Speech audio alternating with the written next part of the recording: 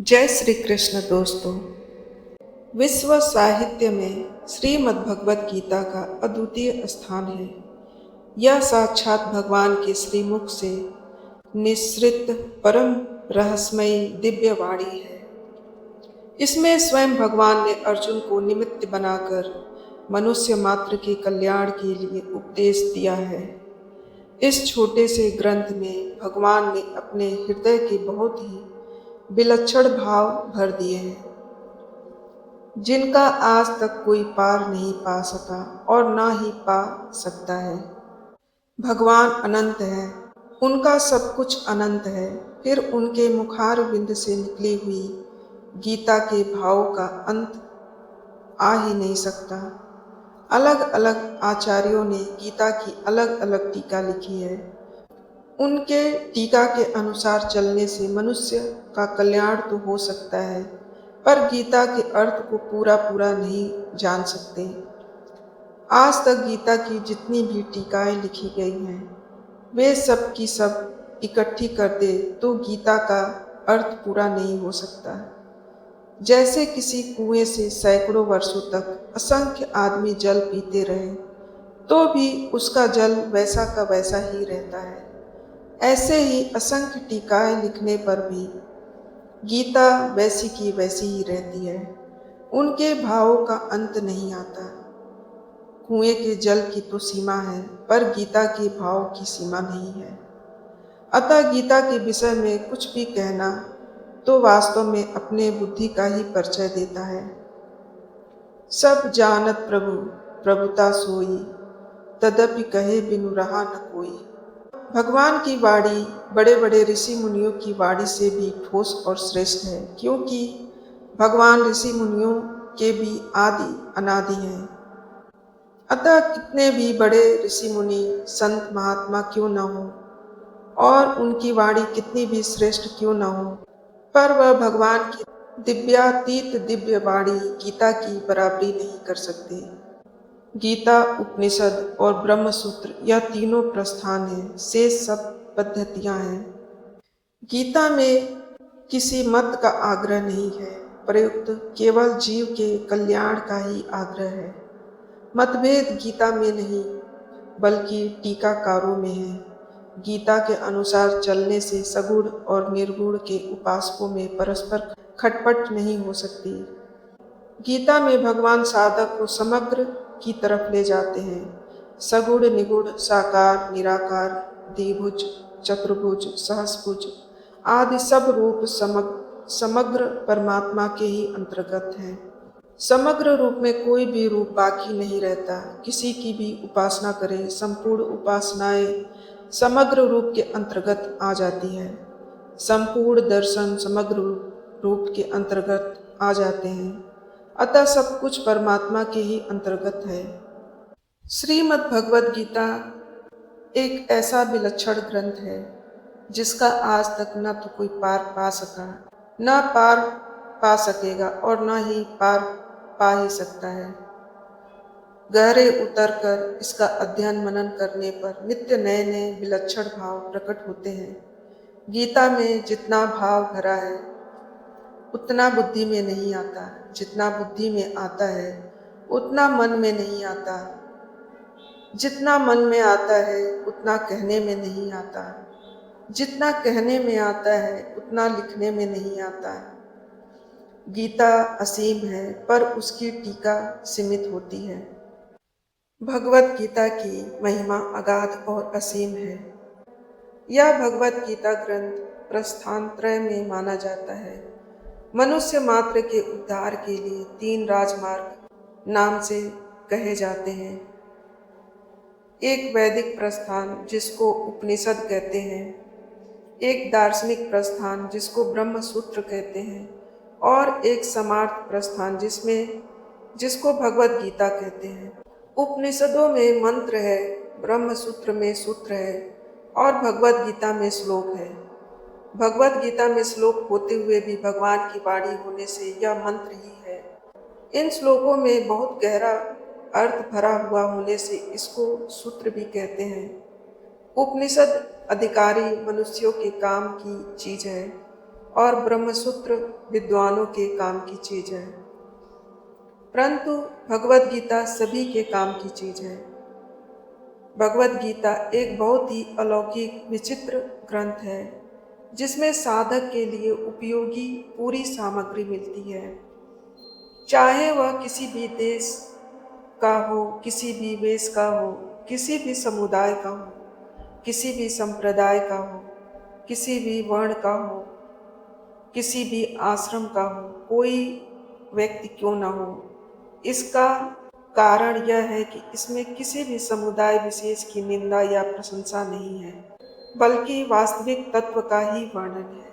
वास्तविक तत्व अर्थात परमात्मा वह है जो परिवर्तनशील प्रकृति और प्रकृतिजन्य पदार्थों से सर्वथा अतीत और संपूर्ण देश काल वस्तु व्यक्ति परिस्थिति आदि में नित्य निरंतर एक रस एक रूप रहने वाला है।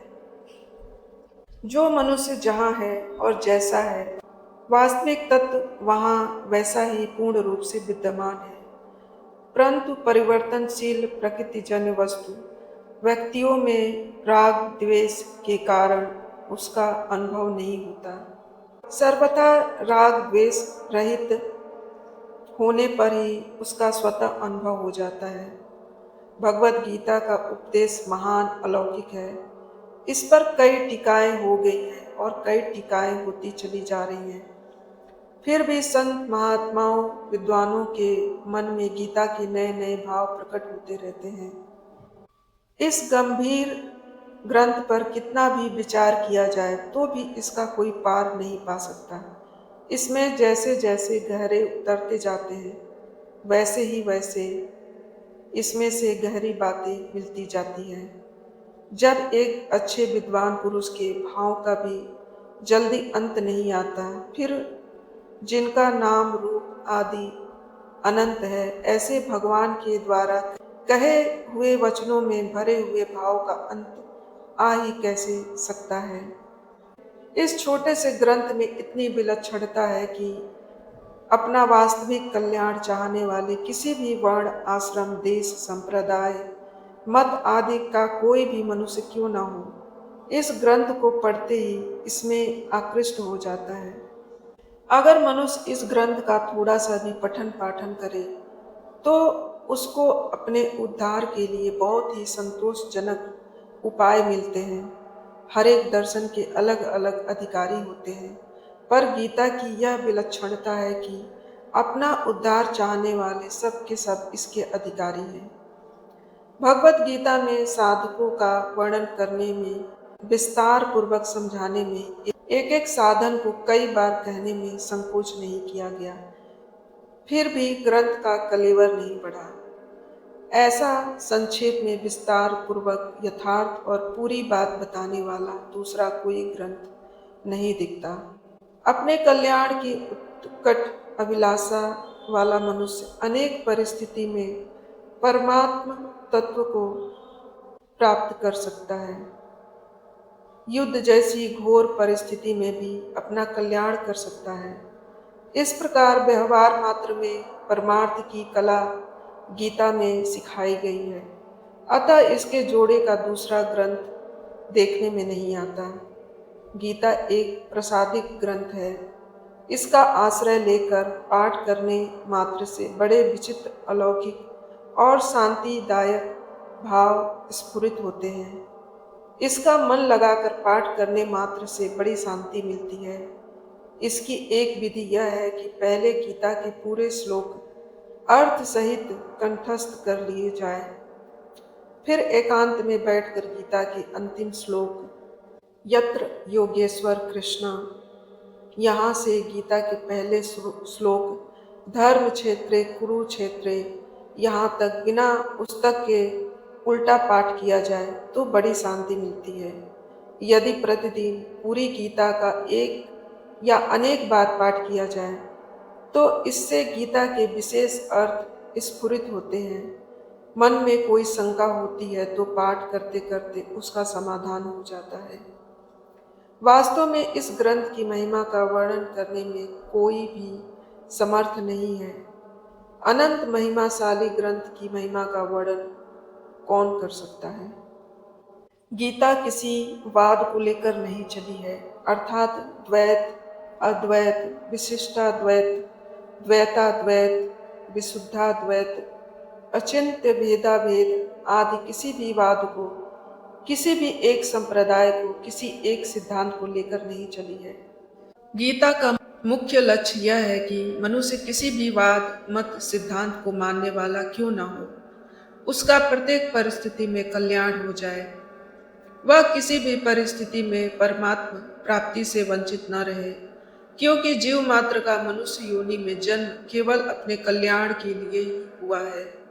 संसार में ऐसी कोई भी परिस्थिति नहीं जिसमें मनुष्य का कल्याण न हो सकता हो, कारण कि परमात्मा तत्व प्रत्येक परिस्थिति में समान रूप से विद्यमान है। अतः साधक के सामने कोई भी और कैसी भी परिस्थिति आए, इसका केवल सदुपयोग करना है। दुखदायी परिस्थिति आने पर सुख की इच्छा का त्याग करना और सुखदायी परिस्थिति आने पर सुख भोग का तथा वह बनी रहे ऐसी इच्छा का त्याग करना और उसको दूसरों की सेवा में लगाना। इस प्रकार सदुपयोग करने से मनुष्य दुखदायी और सुखदायी दोनों परिस्थितियों से ऊंचा उठ जाता है, अर्थात उसका कल्याण हो जाता है। सृष्टि से पूर्व परमात्मा में मैं एक ही अनेक रूपों में हो जाऊं, ऐसा संकल्प हुआ। इस संकल्प से एक ही परमात्मा प्रेम विधि की लीला के लिए, प्रेम का आदान प्रदान करने के लिए स्वयं श्री कृष्ण और श्री जी राधा जी के इन दो रूपों में प्रकट हो गए। उन दोनों ने परस्पर लीला करने के लिए एक खेल रचा।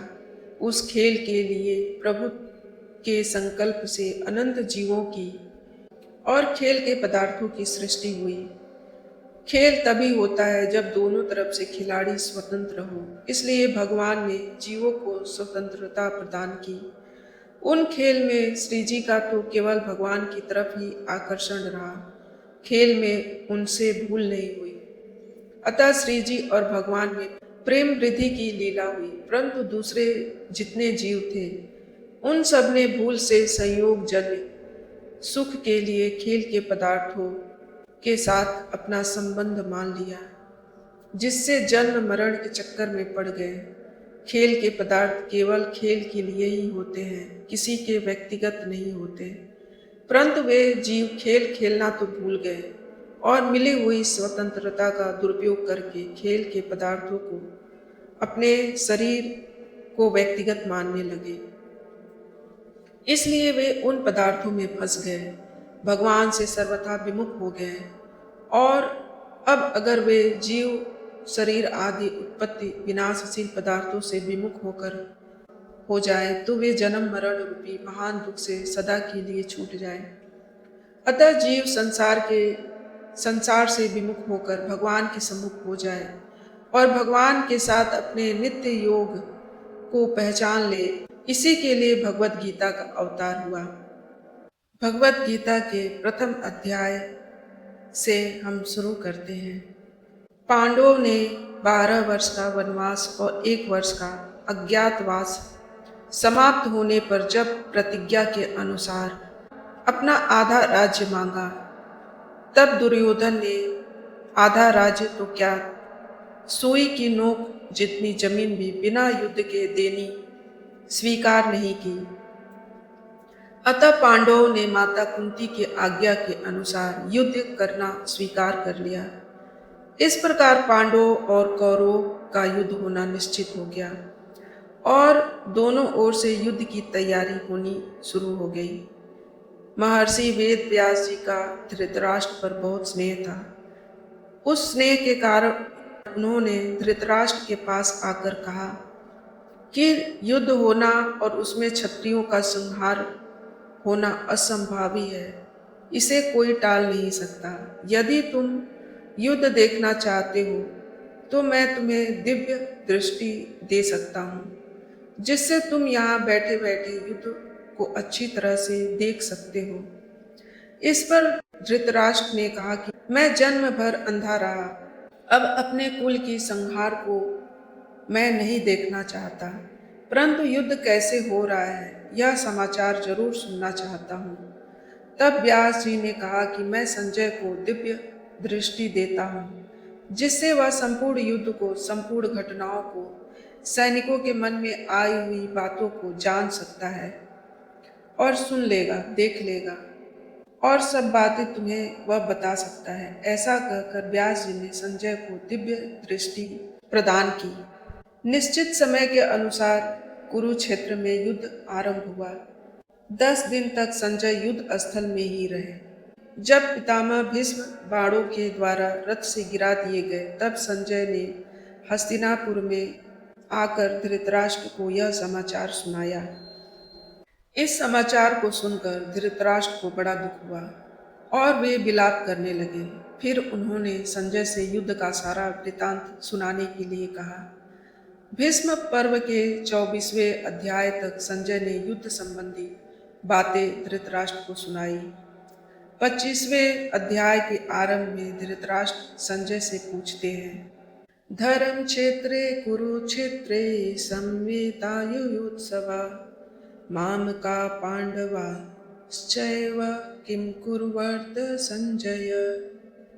कुरुक्षेत्र में देवताओं ने यज्ञ किया था। राजा कुरु ने यहाँ तपस्या की थी।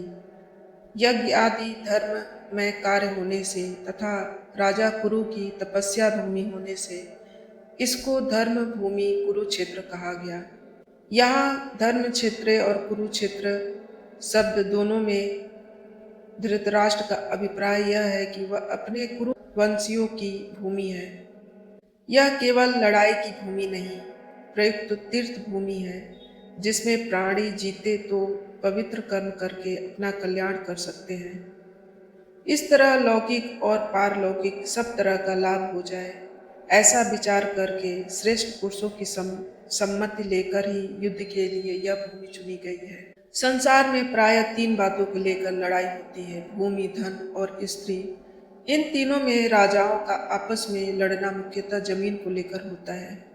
यहाँ धर्म क्षेत्र कुरुक्षेत्र पद देने का तात्पर्य भी जमीन को लेकर लड़ने में है। कुरुवंश में धृतराष्ट्र और पांडु पुत्र सब एक हो जाते। कुरुवंशी होने से दोनों का कुरुक्षेत्र में अर्थात राजा कुरु की जमीन पर समान हक लगता है। इसलिए कौरव पांडवों को उनकी जमीन न देने के कारण दोनों जमीन के लिए लड़ाई करने आए हुए थे। धर्म क्षेत्र कुरुक्षेत्र पद से सभी मनुष्यों को यह शिक्षा लेनी चाहिए कि कोई भी काम करना है तो वह धर्म को सामने रखकर ही करना चाहिए। प्रत्येक कार्य सबके हित की दृष्टि से ही करना चाहिए, केवल अपने सुख आराम की दृष्टि से नहीं। और कर्तव्य अकर्तव्य के विषय में शास्त्र को सामने रखना चाहिए। गीता के समवेता युयुत्सव का मतलब यहाँ पे राजाओं के द्वारा बार बार संधि का प्रस्ताव रखने पर भी दुर्योधन ने संधि करना स्वीकार नहीं किया। इतना ही नहीं, भगवान श्री कृष्ण के कहने पर भी मेरे पुत्र दुर्योधन ने स्पष्ट कह दिया कि बिना युद्ध के मैं तीखी सुई की नोक जितनी जमीन भी पांडवों को नहीं दूंगा। तब मजबूर होकर पांडवों ने युद्ध करना स्वीकार किया। इस प्रकार मेरे पुत्र और पांडु पुत्र दोनों ही सेनाओं के सहित युद्ध की इच्छा से प्रकट हुए। दोनों सेनाओं में युद्ध की इच्छा रहने पर भी दुर्योधन में युद्ध की इच्छा विशेष रूप से थी। उसका मुख्य उद्देश्य राज्य प्राप्ति का ही था। वह राज्य प्राप्ति धर्म से हो चाहे अधर्म से, न्याय से हो या अन्याय से, विहित रीत से हो चाहे निषिद्ध रीत से, किसी भी तरह से हमें राज्य मिलना चाहिए, ऐसा उसका भाव था। इसलिए विशेष रूप से दुर्योधन का पक्ष ही युद्ध की इच्छा वाला था। पांडवों में धर्म की मुख्यता थी। उनका ऐसा भाव था कि हम चाहे जैसा भी जीवन निर्वाह कर लेंगे, पर अपने धर्म में बाधा नहीं आने देंगे, धर्म के विरुद्ध नहीं चलेंगे। इस बात को लेकर महाराज युधिष्ठिर युद्ध नहीं करना चाहते थे, परंतु जिस माँ की आज्ञा से युधिष्ठिर ने चारों भाइयों सहित द्रौपदी से विवाह किया था, उस माँ की आज्ञा होने के कारण ही महाराज युधिष्ठिर की युद्ध में प्रवृत्ति हुई थी। अर्थात केवल माँ के आज्ञा पालन रूपी धर्म से ही युधिष्ठिर युद्ध की इच्छा वाले हुए। तात्पर्य यह है कि दुर्योधन आदि तो राज्य को लेकर ही लड़ने के लिए तैयार थे, पर पांडव धर्म को लेकर युद्ध की इच्छा रखते थे। पांडव धृतराष्ट्र को अपने पिता के बड़े भाई होने से पिता के समान समझते थे और उनकी आज्ञा का पालन करते थे। धृतराष्ट्र के द्वारा अनुचित आज्ञा देने पर भी पांडव उचित अनुचित का विचार न करके उनकी आज्ञा का पालन करते थे। अतः यहाँ पर मामका के अंतर्गत कौरव और पांडव दोनों आ जाते हैं। फिर भी पांडव पद अलग देने का तात्पर्य यह था कि धृतराष्ट्र अपने पुत्रों में तथा पांडव के पुत्रों में समान भाव नहीं रखता था, उसमें पक्षपात था, अपने पुत्रों के प्रति मोह था। वे दुर्योधन आदि को अपना मानते थे पर पांडवों को अपना नहीं मानते थे। इस कारण उन्होंने अपने पुत्रों के लिए मामका, पांडु के पुत्रों के लिए पांडवा पद का प्रयोग किया है, क्योंकि जो भाव भीतर होते हैं वे ही प्रायः वाणी से बाहर निकलते हैं। इस दैधी भाव के कारण धृतराष्ट्र को अपने कुल के संहार का दुख भोगना पड़ा। इससे मनुष्य मात्र को यह शिक्षा लेनी चाहिए कि वह अपने घरों में, मोहल्लों में, गांवों में, प्रांतों में, देशों में, संप्रदायों में दैधी भाव अर्थात अपने और दूसरे, अर्थात ये अपने हैं वे दूसरे हैं, ऐसा भाव न रखे। कारण कि दैधी भाव से आपस में प्रेम स्नेह नहीं होता, परंतु कलह होती है। यहाँ पांडवा के पद के साथ एव पद देने का अर्थ है कि पांडव तो बड़े धर्मात्मा हैं, अतः उन्हें युद्ध नहीं करना चाहिए, परंतु वे युद्ध के लिए रणभूमि में आ गए तो यहाँ आकर उन्होंने क्या किया। इसमें से पहले पद का उत्तर संजय आगे के दूसरे श्लोक से लेकर 13वें श्लोक तक देंगे कि आपके पुत्र दुर्योधन ने पांडवों की सेना को देखकर द्रोणाचार्य के मन में पांडवों के प्रति द्वेष पैदा करने के लिए उनके पास जाकर पांडवों के मुख्य मुख्य सेनापतियों के नाम लिए। उसके बाद दुर्योधन ने अपनी सेना के मुख्य मुख्य योद्धाओं के नाम लेकर उनके रण कौशल आदि की प्रशंसा की। दुर्योधन को प्रसन्न करने के लिए भीष्म जी ने जोर से शंख बजाया। उसको सुनकर कौरव सेना में शंख आदि बज उठे। फिर 14वें श्लोक से लेकर 19वें श्लोक तक पांडवा पद का उत्तर देंगे। रथ में बैठे हुए पांडव पक्षीय भगवान श्री कृष्ण ने शंख बजाया। उसके बाद अर्जुन, भीम, युधिष्ठिर, नकुल, सहदेव आदि ने अपने अपने शंख बजाए, जिससे दुर्योधन की सेना का हृदय दहल गया। इसके बाद संजय पांडवों की बात कहते कहते श्री कृष्ण और अर्जुन के संवाद का प्रसंग आरंभ किया। युद्ध हुआ या नहीं, इस तरह का विकल्प तो यहाँ लिया नहीं जा सकता, क्योंकि 10 दिन तक युद्ध हो चुका है और भीष्म जी को रथ से गिरा देने के बाद संजय हस्तिनापुर आकर धृतराष्ट्र को वहां की घटना सुना रहे हैं। मेरे और पांडु के पुत्रों ने यह क्या किया जो कि युद्ध कर बैठे। उनको युद्ध नहीं करना चाहिए था। ऐसी निंदा या आपेक्ष भी यहाँ नहीं लिया जा सकता, क्योंकि युद्ध तो चल ही रहा था। धृतराष्ट्र के भीतर भी आपेक्ष पूर्वक पूछने का भाव नहीं था। दूसरी बात, भगवान श्री कृष्ण पांडवों की ओर से संधि प्रस्ताव लेकर हस्तिनापुर आए तो दुर्योधन, दुशासन, कर्ण, शकुनी आदि ने भगवान को पकड़कर कैद करना चाहा। इस बात को सुनकर कुंती के मन में यह विचार हुआ कि अब इन दुष्टों को जल्दी ही खत्म करना चाहिए, कारण कि इनके जीते रहने से इनके पाप बढ़ते ही चले जाएंगे, जिससे इनका बहुत नुकसान होगा। इन्हीं 2 कारणों से माता कुंती पांडवों को युद्ध के लिए आज्ञा दी थी। जैसे दही भिगोते हैं तो उसमें हलचल पैदा होती है जिससे मक्खन निकलता है, ऐसे ही मामका और पांडवा के भेद से पैदा हुई हलचल से अर्जुन के मन में कल्याण की अभिलाषा जागृत हुई, जिससे भगवत गीता रूपी मक्खन निकला। तात्पर्य यहाँ यह हुआ कि धृतराष्ट्र के मन में होने वाली हलचल से लड़ाई पैदा हुई और अर्जुन के मन में होने वाली हलचल से श्रीमद् भगवत गीता प्रकट हुई। तो दोस्तों, अगर आपको यह वीडियो अच्छा लगे, मेरे चैनल को सब्सक्राइब करना ना भूलें और इस वीडियो को ज़्यादा से ज़्यादा शेयर करना ना भूलें। धन्यवाद। जय श्री कृष्ण, जय श्री राम।